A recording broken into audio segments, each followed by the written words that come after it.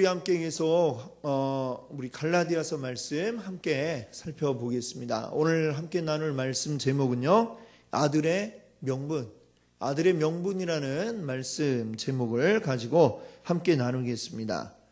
자, 우리 이 갈라디아서 말씀 바울이 지금 쓰고 있고요, 갈라디아 교회 성도들에게 쓰고 있다, 이렇게 말씀을 드렸습니다. 제일 이 갈라디아서에서 중요한 문제는 뭡니까? 지금 갈라디아 교회 성도들이 율법을 따르려고 하는 그 문제를 가지고 바울이 지금 편지를 쓰고 있습니다. 요즘 같은 막 전화를 해가지고 막 얘기를 한참 했을 거예요.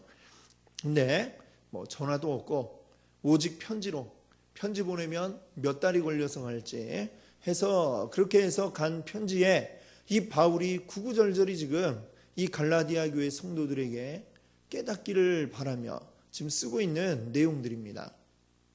자, 지금 그 내용 가운데 우리 3장 말미하고 4장 초입에 이제 비슷한 비유를 들고 있습니다. 3장 말미에서는 어떤 비유가 나왔어요? 초등교사. 초등교사. 이 초등교사 뭡니까? 우리 초등학교 선생님을 얘기하는 게 아니라 그랬죠. 초등교사란 이 그리스 로마 이 문명 시대에 이제 그 주인집의 종입니다. 종 가운데 좀 이제 머리가 명석하고 많이 배운 종들이 있어요. 그럼 그 사람에게 그 주인집 자녀를 맡기는 겁니다. 아주 어릴 때에 기초적인 예절 뭐 이런 거를 가르쳐 주기도 하고, 그러다가 나이가 들면 이제 선생님께 데려가는 역할, 학교에 데려다 주고 학교 끝나면 또 데려오고, 이 선생님에게로, 진짜 선생님에게 가서 제대로 배울 수 있도록 인도해 주는 사람, 초등교사인데, 율법은 어떤 역할을 하느냐? 초등교사의 역할이다 라고 이렇게 3장에 말씀을 드렸었죠. 율법이 진짜가 아니라 진짜 선생님은 따로 있고, 율법은 그 선생님께 인도해 주는 역할이다 라고 했습니다. 자, 4장에도 이제 또 비슷한 그 앞에 얘기를 합니다. 2절에 보니까 그 아버지가 정한 때까지 후견인과 청지기 아래에 있나니. 지금 여기에서도 역시 이제 주인집 아들인데, 그런데 후견인과 청지기 아래에서 보호 감독을 받고 있는 상태를 이야기하고 있습니다. 자, 이것이 무엇이냐? 1절에 보니까요, 그 상태가 종과 다름이 없는 상태다라고 이렇게 이야기를 했습니다. 물론 주인집 아들이라는 그 신분에는 변화는 없어요. 그럼 어떤 면에서 종과 다름이 없느냐? 자, 얘기하자면 엄연히 이제 상속자의 신분을 가지고 있지만 아직 상속받지는 않은 상태이다라는 것입니다. 그 아버지의 재산이 장차 이제 나중에 내가 물려받을 거는 분명하지만 아직은 내게 되지를 않았습니다.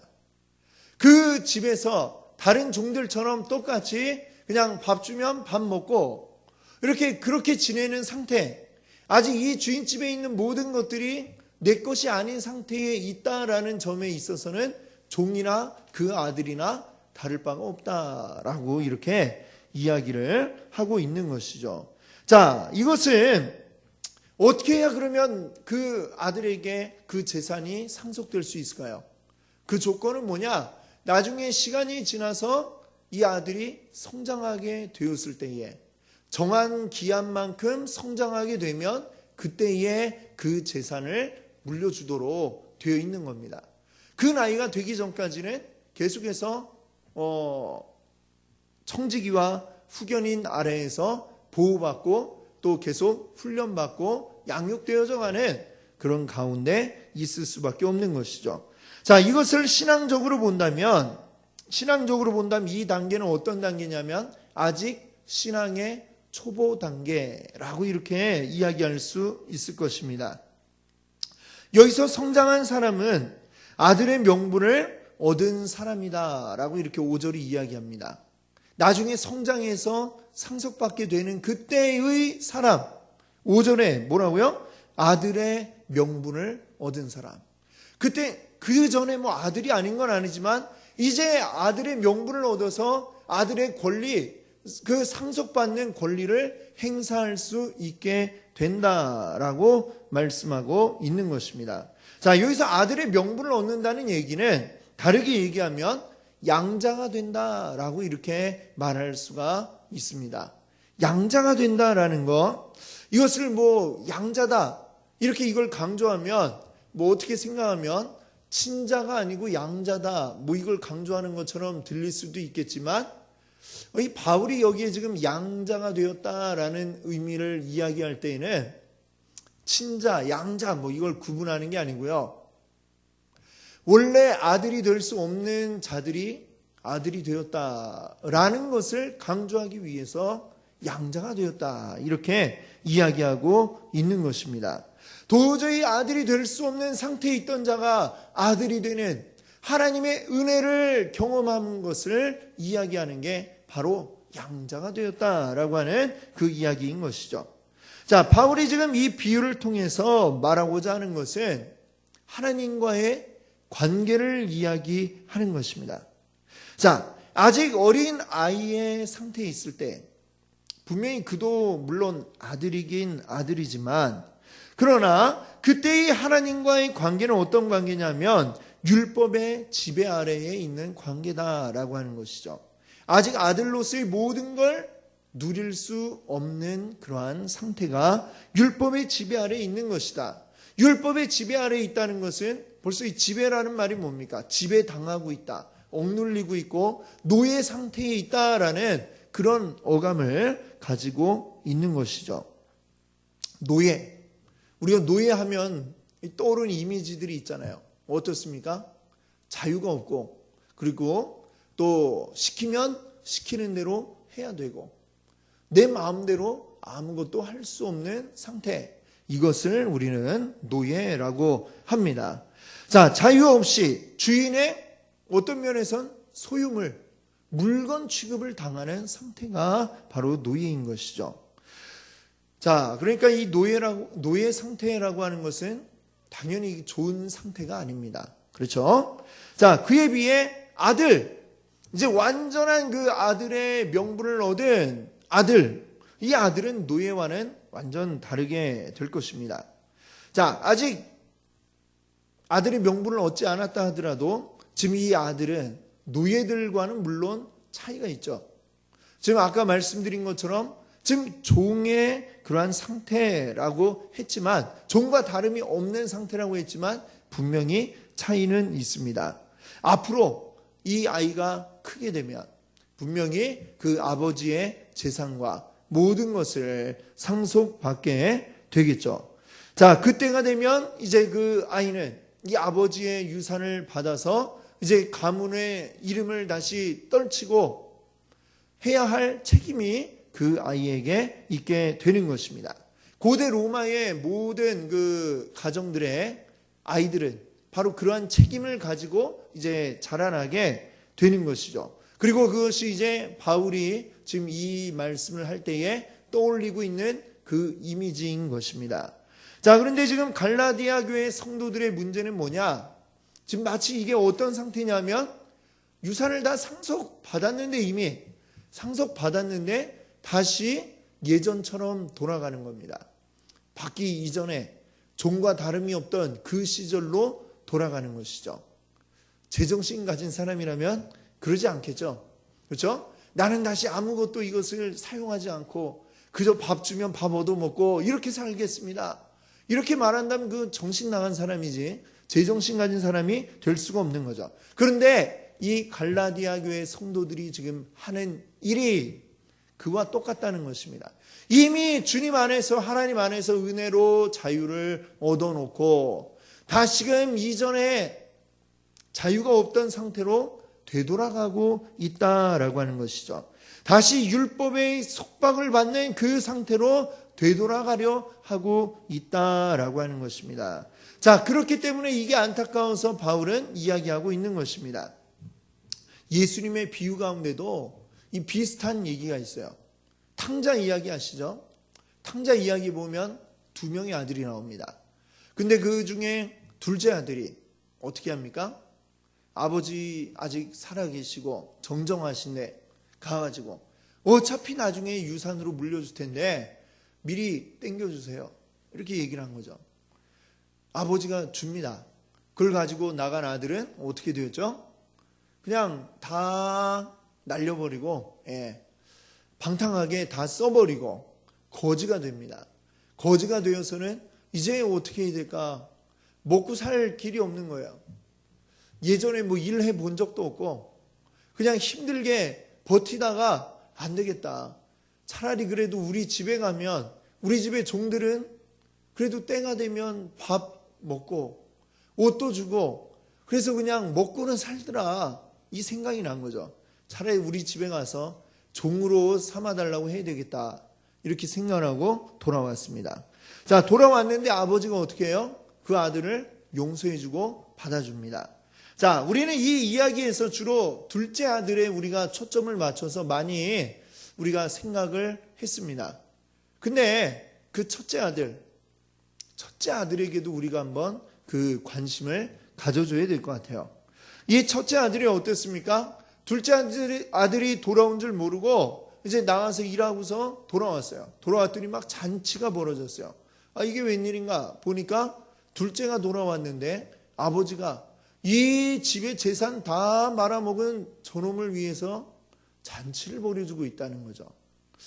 그때 이 큰아들이 화가 났습니다. 이게 뭔가 왜 그동안 열심히 일한 나를 위해서는 뭐 돼지는 안 먹으니까 이스라엘 사람들이요. 소 한 마리 잡아준 적이 없더니 이게 뭔 일인가 화가 나가지고 아버지한테 따졌습니다. 누가복음 15장 29절 30절에 보니까 이렇게 얘기했어요. 한번 같이 읽어볼까요? 아버지께 대답하여 이르되 내가 여러 해 아버지를 섬겨 명을 어김이 없거늘 내게는 염소 새끼라도 주어. 아버지의 살림을 창녀들과 함께 삼켜버린 이 아들이 돌아오매 이를 위하여 살진 송아지를 잡으셨나이다. 아주 섭섭하다고 아버지한테 이렇게 이야기를 했습니다. 자, 이 큰아들의 지금 상태가 마치 뭐와 같으냐? 지금 바울이 이야기하고 있는 이 갈라디아 교회 성도들의 뭐 그런 모습? 아직 상속받지 못한 어린아이의 상태의 모습을 가지고 있다라고 하는 것이죠. 그는 아버지와 늘 함께 있었습니다. 그리고 장차 이제 시간이 지나면 아버지 그 재산이 이미 뭐 동생 몫은 벌써 동생이 떼갖고 남은 건 이제 다 누구 거예요? 그러면 큰아들 거 될 일만 남아있죠. 자, 그런데 이 큰아들은 그 자격을 가지고 있음에도 불구하고 여전히 종과 같은 그런 마음을 가지고 있는 겁니다. 사실 뭐 이 아버지 거지만 사실 자기 거나 마찬가지잖아요. 아버지가 근데 나를 위해 염소 새끼 한 마리도 잡아준 적이 없다. 이걸 섭섭하다고 지금 이야기하고 있죠. 아버지 것이지 자기 것이라는 생각을 하지 못하고 있습니다. 마치 그 집에 있는 종과 다를 바가 없는 것이죠. 열심히 일하는 그 집 종과 그 집 큰아들과 다를 게 무엇입니까? 아무것도 없습니다. 지금 이 탕자의 비유를 들을 때에 유대인들의 마음은 어느 쪽을 응원할까요? 큰아들을 응원하겠습니까? 작은아들을 응원하겠습니까? 유대인들의 마음은 큰아들 쪽으로 기울었을 것입니다. 왜? 비슷한 면이 있어요. 지금 유대인들이 어떤 상태인가? 그들은 열심히 하나님과 함께 율법을 나름대로 지키면서 지내온 사람들입니다. 우리 아버지와 함께 있었잖아요. 열심히 함께 했잖아요. 열심히 율법 지켰잖아요. 지금 큰아들과 같은 상태예요. 그런데 난데없이 둘째 아들이 탁 나타난 겁니다. 누구예요? 이방인들이 딱 나타났어요. 하나님 그들도 내 아들이다 지금 이렇게 말씀을 하십니다. 그러니까 이 유대인들 입장에서 보니까 화가 나고 뿔이 나는 거예요. 아니 우리는 그동안 열심히 율법 지킨다고 이렇게 애를 썼는데 쟤들은 율법도 안 지키고 할례도 받지 않았는데 똑같이 구원받았다고 하면 우리는 어떻게 되는 겁니까? 라고 이렇게 지금 이야기를 하는 거죠. 화가 나니까. 그러니까 이 갈라디아 교회까지 와가지고 이 이방인 교회에게 하는 말이 당신들도 할례 받아야 돼요. 당신들도 율법 지켜야 돼요. 이렇게 이야기하는 겁니다. 왜 나만 이렇게 열심히 지켰어야 하지? 이게 억울하니까 그렇게 말을 하고 있다는 것이죠. 자, 예수님이 말씀하신 이 탕자의 비유에 나오는 첫째 아들. 지금 종과 다름없는 상태. 어쩌면 지금 이 유대인들, 이 시대의 유대인들 믿는 기독교인들도 그 큰아들과 다를 바 없는 이러한 상태를 보여주었다는 것이죠. 근데 이 비유에서, 예수님의 비유에서 중요한 건 뭡니까? 큰아들도 아들이고 작은 아들도 아들이고 그 아버지는 둘 다 똑같이 사랑하고 있다라고 하는 것입니다. 너희 둘 다 내 사랑하는 아들이다라는 이야기입니다. 둘째는 좀 잠깐 엇나갔지만 그래도 돌아와서 이제는 아버지와 관계를 회복을 했어요. 근데 문제는 큰아들이에요. 큰아들은 늘 아버지 곁에 있었지만 아버지의 마음을 모릅니다. 모르고 그리고 아버지에게 화를 내고 관계가 어색해지는 지금 이런 상황이 되어 버렸습니다. 여전히 그는 그냥 종의 상태에 머무르고 있는 안타까운 사정인 것이죠. 전혀 아버지의 것을 누리지 못하는 상태, 종과 같은 그러한 상태에 있는 것입니다. 오늘 4장 3절 말씀처럼 세상 초등학문 아래에서 종노릇하고 있는 자들, 바로 율법 아래에서 신음하고 있는 이 유대인들을 이야기하고 있는 것이고, 지금 갈라디아 교회 성도들이 이렇게 되려 하고 있다는 것이죠. 이미 모든 것을 다 가지고 누려놓고 다시금 종과 다름없는 그러한 자리로 가려고 하고 있다라는 것입니다. 바울은 지금 그렇게 설명을 하고 있는 것이죠. 자, 이제 바울은 우리가 그리스도 안에서 하나님의 아들이 된다는 걸 주장하는 이제 근거를 제시합니다. 주님 안에서 우리는 하나님의 아들이에요. 하나님의 아들입니다. 모든 걸 다 누리고 자유를 누리는 아들입니다. 이 근거를 이제 제시하는데 4절과 5절이 이제 그 근거입니다. 좀 더 우리가 세분해서 보자면 4절은 하나님이 하신 일이고 그 다음에 5절은 그 일의 목적입니다. 왜 4절처럼 하셨는가? 그 이유를 대고 있습니다. 자, 4절에 보세요. 바울이 먼저 뭐라고 얘기하죠? 때가 참해, 때가 찼다라고 이야기합니다. 이 말은 이제 그 원래 그 말을 헬라어를 직역하게 되면 때의 충만, 때가 충만하게 되었다. 때, 시간이 충만하게 되었다는 거예요. 바로 그 때가 충만하게 되었다. 자, 이 말은 무슨 얘기냐면 하나님이 정한 시기가 있다는 거예요. 제가 이제 그 놀이동산에 워터파크 이런 데 가보면 뭐가 있냐면 야외에 위에 큰 이제 그릇 같은 게 이제 있어요. 거기 위에 물이 이제 부어집니다. 계속해서 물이 그 통 안으로 이렇게 떨어지다가 물이 어느 정도 딱 차게 되면 이 그릇이 딱 기울어지죠. 기울어지면서 물이 확 쏟아지고 그 밑에 서 있다가 이제 물을 확 뒤집어 쓰는 이런 게 있어요.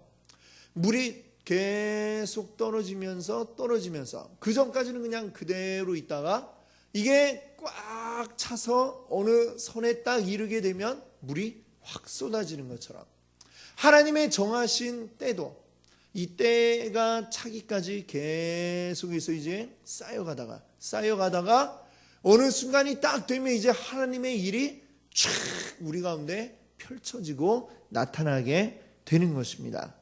이게 바로 그 때가 충만하게 되는 때가 참해라고 하는 그러한 의미를 이야기하는 것이죠. 그러니까 모든 일에는 준비 단계가 있어요. 물이 부어지는 준비 단계. 그러다가 딱 차게 되면 그게 확 쏟아지는 성취의 단계. 일이 모든 게 이 두 가지입니다. 준비 단계가 있고 그 다음에 성취 단계가 있다. 이 성취 단계가 뭡니까? 곧 충만한 때죠. 가득하게 딱 차는 충만한 상태. 자, 충만한 때라고 그랬습니다. 모든 준비가 이제 무르익어서 충만하게 되었을 때 하나님의 일이 드디어 확 하고 우리에게 펼쳐 나타나게 되는 것이죠. 그때 그 일이 성취되는 겁니다. 우리 가운데서. 자, 예수님은 이 때를 정확하게 늘 알고 계셨습니다. 예수님이 태어나신 것도 하나님의 그 때가 참에 우리에게 태어나셨지만 예수님이 살아계시면서 하셨던 모든 일들도 그냥 아무렇게나 생각나는 대로 순서 없이 하신 게 아니라 다 모든 게 다 때를 기다려서 때가 참에 그 일들을 해나가셨음을 우리가 알 수가 있습니다. 자, 예수님이 공생애를 시작하실 때 한 30쯤 되었을 때 공생애를 시작하셨는데 그때 예수님이 고향으로 갔어요.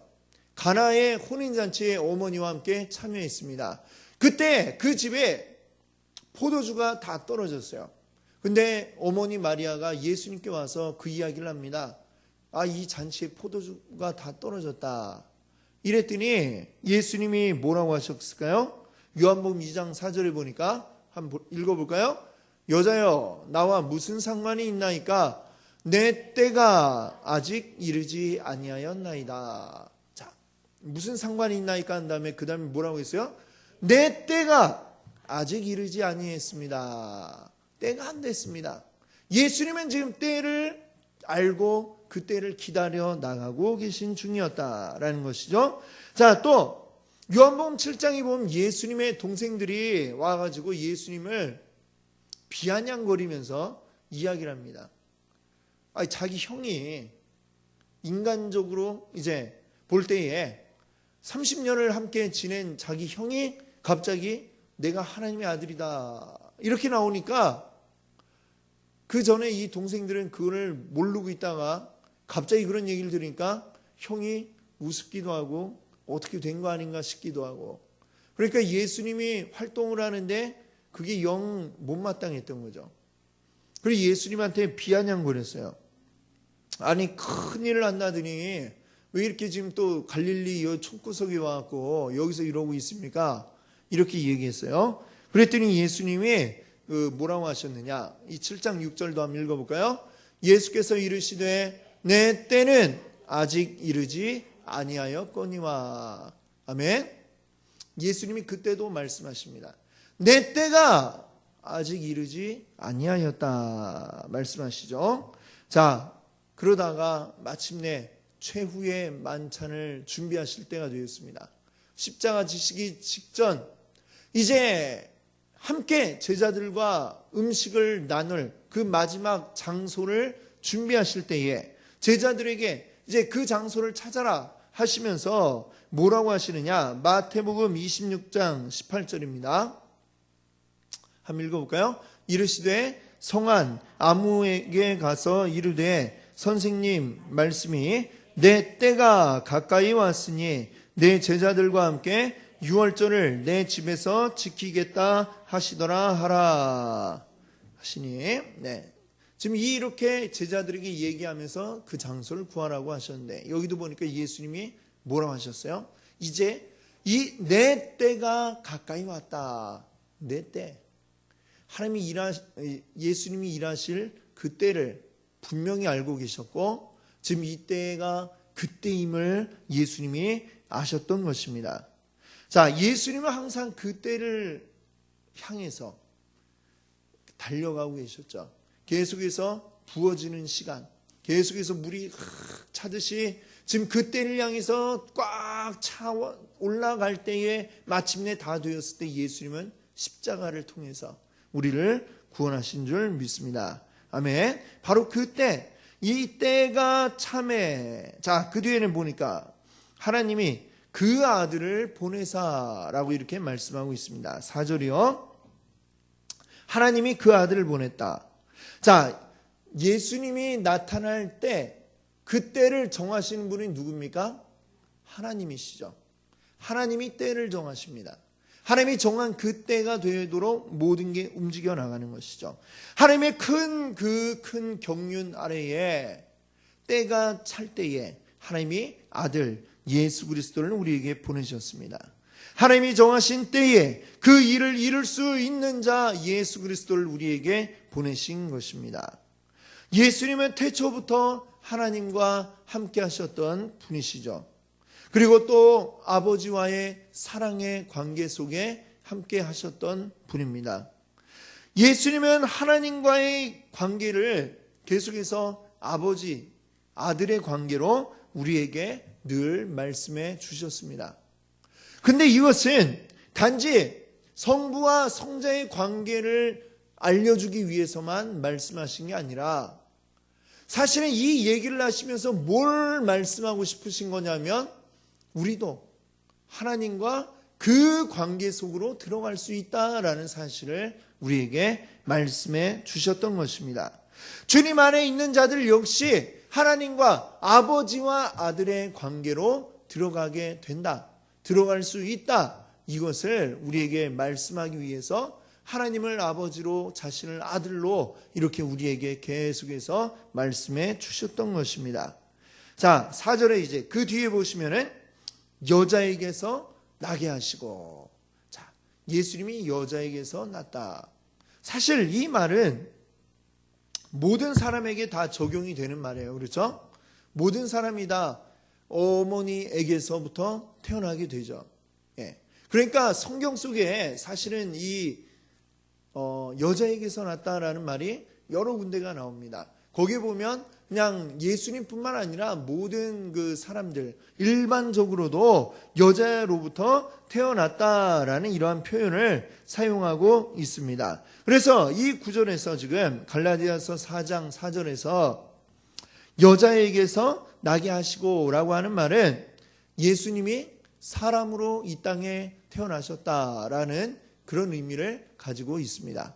그러나 단순히 사람으로 태어나셨다라는 의미만을 가지고 있지는 않습니다. 더 큰 의미를 그 속에 담고 있는데, 자, 왜냐하면 창세기 3장 15절 한번 우리 같이 읽어볼까요? 창세기 3장 15절 내가 너로 여자와 원수가 되게 하고 내 후손도 여자의 후손과 원수가 되게 하리니 여자의 후손은 내 머리를 상하게 할 것이요 너는 그의 발꿈치를 상하게 할 것이니라 하시고. 아멘. 자, 여기 보니까 지금 이 상황 언젠지 아시겠죠? 아담과 하와가 죄짓고 난 후에 하나님으로부터 이제 책망받고 이제 하나님으로부터 이제 말씀을 듣는데 하나님이 지금 하와에게 하시는 말씀이 15절이에요. 자, 근데 하나님한테 왜 책망 듣게 되었습니까? 선과 악을 알게 하는 나무의 열매를 먹었잖아요. 그렇죠? 근데 거기에 누가 깊이 관여되어 있죠? 뱀이 관련되어 있잖아요. 뱀이 와서 꼬드겼는데 쉽게 얘기하면 하와하고 뱀하고 짝짝꿍 뜻이 맞아가지고 한편이 된 겁니다. 한편. 원래는 다른 편인데 하나님하고 한편이 돼야 되는데 뱀하고 지금 한편이 된 거예요. 지금 하나님의 이 말씀을 하시면서 이제 한편이 되었던 그 하와와 그리고 뱀과의 관계가 다시 적의 관계가 되도록, 적대적인 관계가 되도록 지금 말씀을 하고 계십니다. 자, 근데 여기에서 이제 하나님이 말하자면 앞으로 일어날 일들에 대한 예언의 말씀을 하고 계시죠. 자, 무엇을 이야기합니까? 여자의 후손과 뱀 사이에 싸움이 있게 될 것이다. 이 뱀은 이제 사탄을 의미하는 겁니다. 그 싸움이 있을 때에 여자의 후손이 뱀의 머리를 밟아서 상하게 하겠다 말씀하고 있습니다. 근데 그뿐만 아니라 뱀도 이 여자의 후손의 발꿈치를 상하게 한다라는 얘기를 하고 있습니다. 물론 그러나 그것은 작은 상처일 뿐이죠. 거기서 치명적인 그 피해를 입는 것은 바로 뱀이 되겠습니다. 자, 이 예언의 말씀을 우리가 생각해 보면 여자의 후손, 이 말이 굉장히 중요한 의미를 가지고 있죠.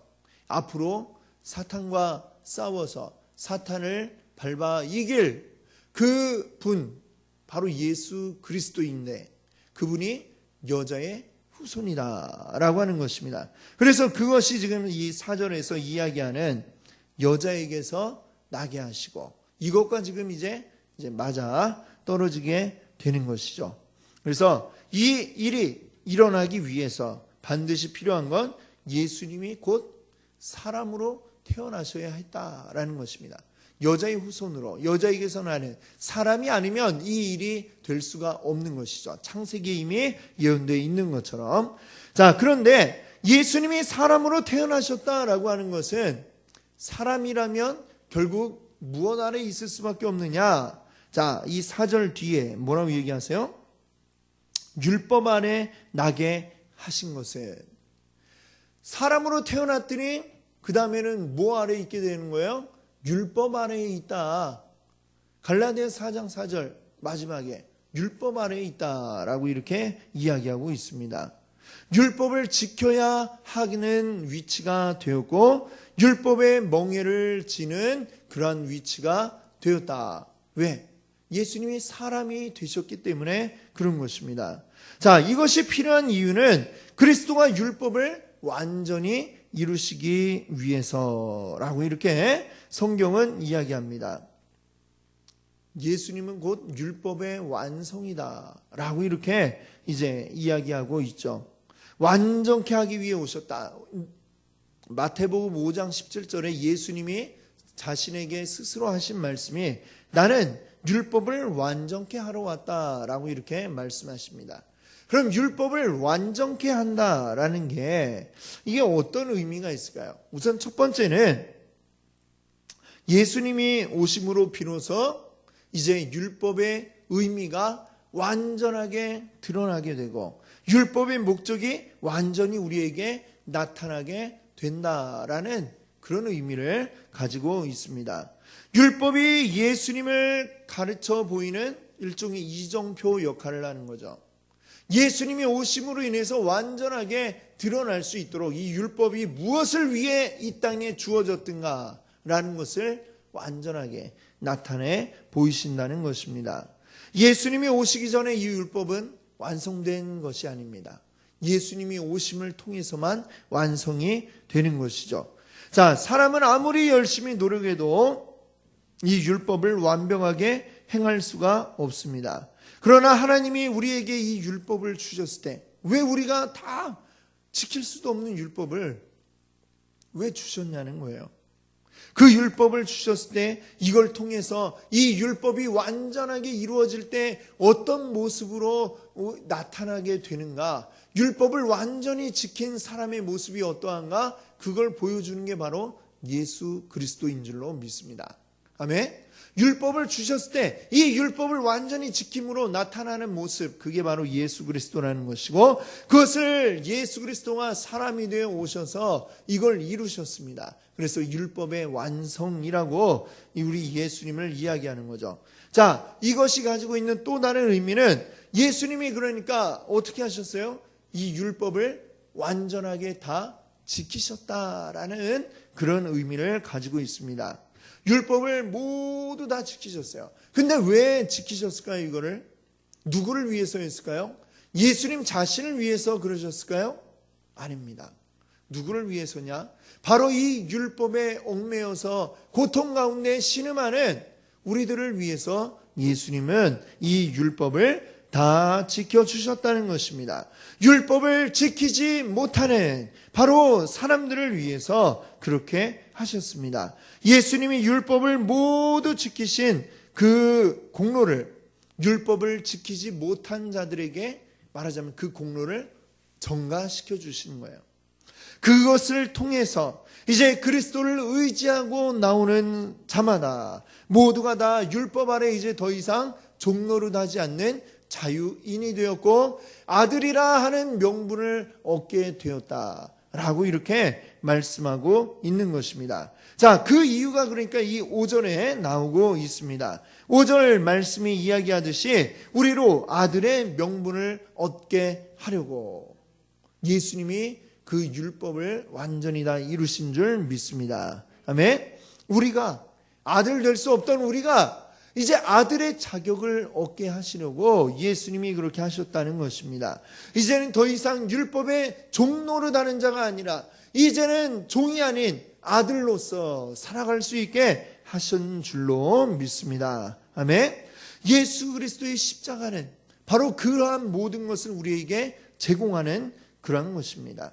우리 죄를 속해줄 뿐만 아니라 우리를 율법으로부터 자유케 하는 그 능력의 십자가인 줄로 믿습니다. 아멘. 이전에 우리는 종과 다를 바 없는 상태였지만 이제 우리를 그 상태에서 끌어올리셔서 이제는 종이 아니라 이제는 아들로서, 하나님의 아들로서 살도록 만들어 주신 줄 믿습니다. 그걸 이루기 위해 예수님이 이 땅 가운데 오셨고 우리를 위해서 십자가를 지신 줄로 믿습니다. 아멘. 오늘 이 시간 우리가 이것을 기억하기 원합니다. 예수님이 왜 이 땅 가운데 오셔서 우리를 위해 십자가를 지셨다는데 왜 십자가를 지셨는가? 이 과정을 우리가 기억할 수 있기를 바랍니다. 그리고 이 놀라운 은혜를 깨달은 우리들, 이제 어떻게 됩니까? 우리에게 주어진 이 자유를 누려야 하는 것입니다. 이 자유를 다시 잊어버리고 다시 율법으로 돌아가서 하나하나 그 율법의 구절들에 얽매여 있는 자가 아니라 예수 그리스도의 보혈로 자유케 된 그 은혜를 온전히 누리시는 여러분들 되시기를 바랍니다. 그리고 이제 아들 된 자로서 힘써 살아가야 하는 게 우리들의 역할인 줄 믿습니다. 아멘. 우리 주님 안에서 진정한 자유를 누리시는 우리 귀한 성도님들 되시기 바랍니다. 아멘.